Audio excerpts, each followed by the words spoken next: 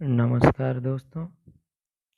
Video शुरू करने से पहले बता दें कि अगर चैनल को सब्सक्राइब नहीं किया है अब तक तो सब्सक्राइब कर लीजिए ताकि आने वाले वीडियो की अपडेट आपको मिलती रहे। चलिए शुरू करते हैं आज का पहला क्वेश्चन। अटल बिहारी वाजपेयी कितनी बार भारत के प्रधानमंत्री बने?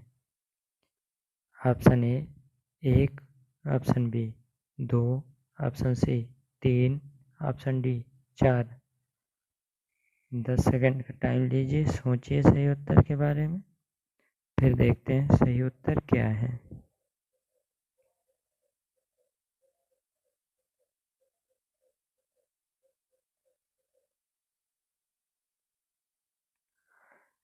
चलिए देखते हैं सही उत्तर क्या है। सही उत्तर है ऑप्शन सी 3 बार। अटल बिहारी वाजपेयी पहली बार 6 मई 1996 से 1 जून 1996 के दौरान पहली बार देश के प्रधानमंत्री बने। उसके बाद 19 मार्च 1998 से 13 अक्टूबर 1999 के बीच प्रधानमंत्री रहे। 13 अक्टूबर 1999 से 13 मई 1904 तक वे तीसरी बार भारत के प्रधानमंत्री बने। चलिए अगला क्वेश्चन देखते हैं। भारत के शासन का नियंत्रण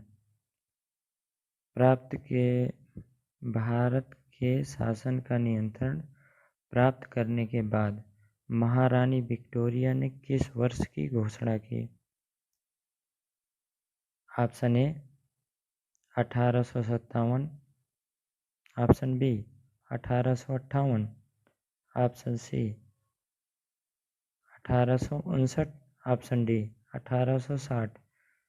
10 सेकंड का टाइम लीजिए, सोचिए सही उत्तर के बारे में, फिर देखते हैं सही उत्तर क्या है।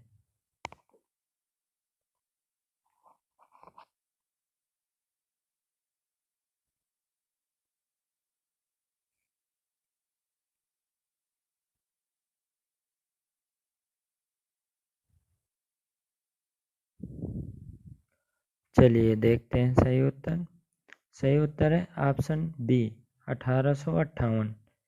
1 नवंबर 1885 को लॉर्ड कैनिंग इलाहाबाद दरबार में महारानी विक्टोरिया के भारत सरकार पर नियंत्रण की घोषणा की। इस घोषणा के साथ ही भारत के प्रति अंग्रेजों की नीति भी निश्चित की गई। ठीक है, एक्सप्लेनेशन आप दोबारा पढ़ सकते हैं वीडियो पॉज करके। चलिए अगला क्वेश्चन। निम्नलिखित में से तत्वबोधिनी सभा की स्थापना किसने की? Option A Raja Ram Mohan Roy, option B Debendranath Tagore, option C Keshab Chandra Sen, option D Dwarkanath Tagore. 10 second का टाइम लीजिए, सोचिए सही उत्तर के बारे में, फिर देखते हैं सही उत्तर क्या है।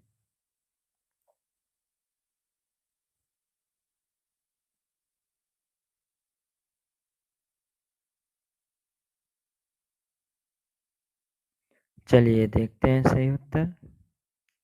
सही उत्तर है ऑप्शन बी देवेंद्रनाथ टैगोर। देवेंद्रनाथ टैगोर ने कलकत्ता में 6 अक्टूबर 1839 को तत्वबोधिनी सभा की स्थापना की थी।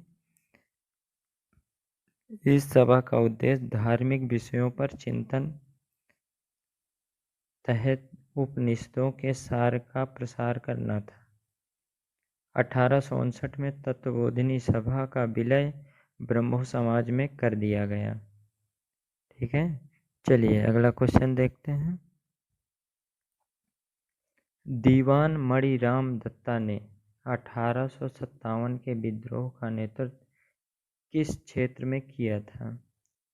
Option A Gujarat, option B Rajputana, option C Punjab, option D Assam. चलिए 10 सेकंड लीजिए, सोचिए सही उत्तर, कमेंट करिए, फिर देखते हैं सही उत्तर क्या है।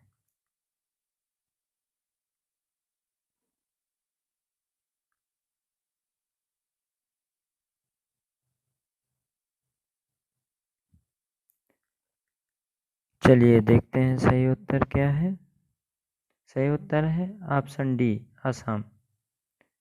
दीवान मणि दत्ता का जन्म 17 अप्रैल 1806 को कलकत्ता में हुआ था।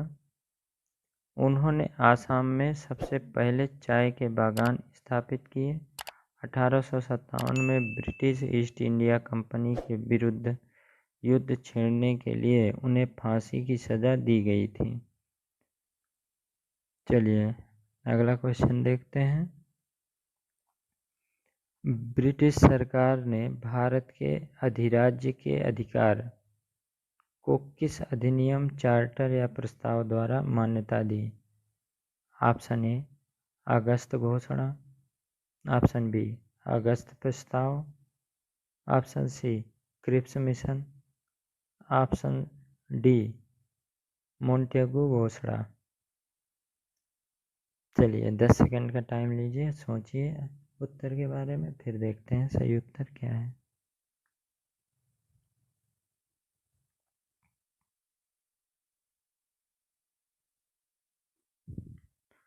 चलिए देखते हैं सही आंसर क्या है। सही आंसर है option C Cripps mission. Cripps mission का गठन 1942 में किया गया था। इस मिशन के द्वारा ब्रिटिश सरकार ने द्वितीय विश्व युद्ध के लिए भारत का सहयोग प्राप्त करने का प्रयास किया था। सर स्टैफोर्ड क्रिप्स इस मिशन के अध्यक्ष थे। ठीक है, चलिए अगला क्वेश्चन। दक्षिण अफ्रीका से लौटने के बाद गांधी जी का भारत में पहला सफल सत्याग्रह कौन सा था? Option A Chauri Chaura, option B Dandi, option C Champaran, option D Bardoli. 10 second का टाइम लीजिए, सोचिए सही उत्तर, कमेंट करिए, फिर देखते हैं सही उत्तर क्या है।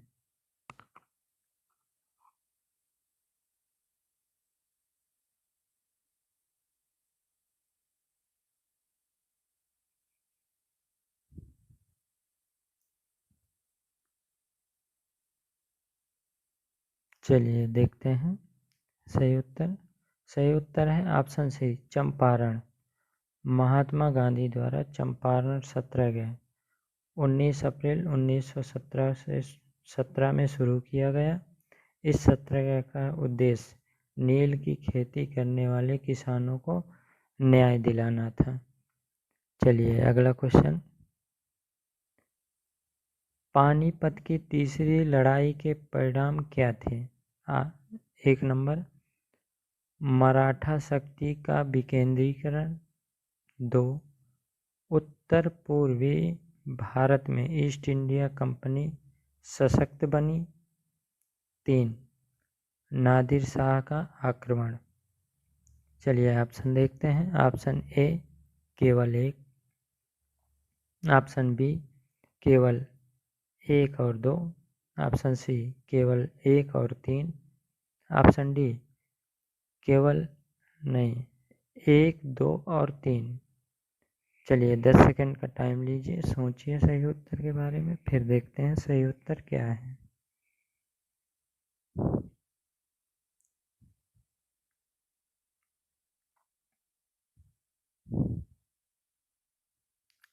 चलिए देखते हैं सही उत्तर क्या है। ऑप्शन ए केवल 1। पानीपत के तीसरे लड़ाई से मराठाओं को काफ़ी नुकसान हुआ। इसमें हार के बाद उनकी पूरे भारत पर प्रभुत्व करने की योजना विफल हुई। पानीपत की तीसरी लड़ाई 14 जनवरी 1761 को मराठाओं और अफगान शासक अहमद शाह अब्दाली के बीच लड़ी गई थी। चलिए अगला क्वेश्चन देखते हैं। राजयोग, कर्मयोग, भक्ति योग, ज्ञान योग ये किस समाज सुधारक की रचनाएं हैं? Option A M.G. Ranade, option B Swami Vivekananda, option C Ramakrishna Paramahamsa, option D Raja Ram Mohan Roy. 10 second का टाइम लीजिए, सोचिए सही उत्तर के बारे में, फिर देखते हैं सही उत्तर क्या है।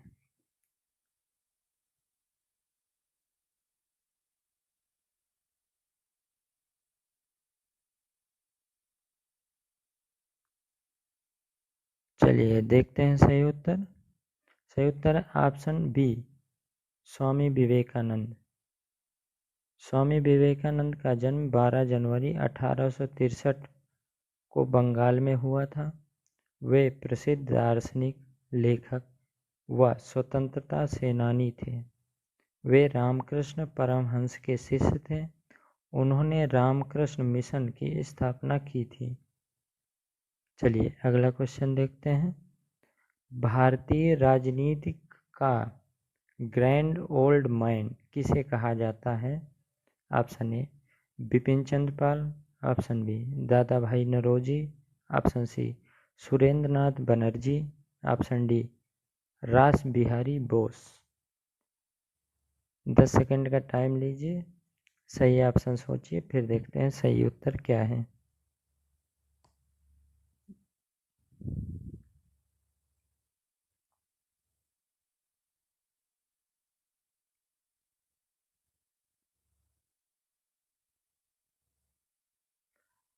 चलिए देखते हैं सही उत्तर।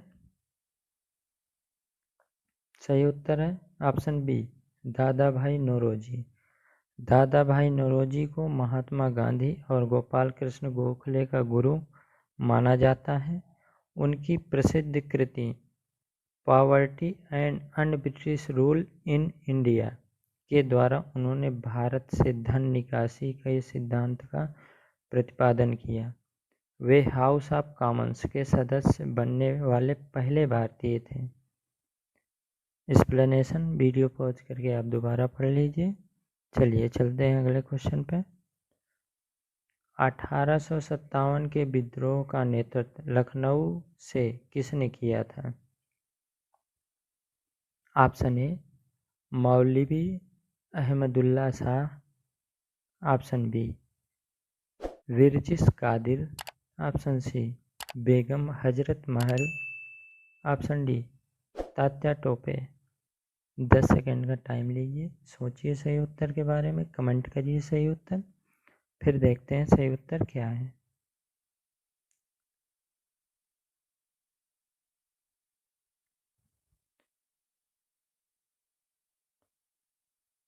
चलिए देखते हैं सही उत्तर क्या है। सही उत्तर है ऑप्शन सी बेगम हजरत महल। बेगम हजरत महल अवध के नवाब वाजिद अली शाह की पत्नी थी। बेगम हजरत महल ने अपने 11 वर्ष के पुत्र विरजिस कादर के नाम पर शासन किया और 1857 के आंदोलन का नेतृत्व लखनऊ से किया। चलिए इसी के साथ समाप्त होते हैं आज के 10 क्वेश्चन। ये 10 क्वेश्चन और एक्सप्लेनेशन आप ध्यान से सुनिए और देखिए। वीडियो को बार बार देखते रहिए ताकि याद रहे, रिवीजन होता रहे। और अगर चैनल को आपने सब्सक्राइब नहीं किया अब तक तो सब्सक्राइब कर लीजिए ताकि आने वाले हर वीडियो की अपडेट आपको मिलती रहे। चलिए मिलते हैं अगले वीडियो में, तब तक के लिए बाय।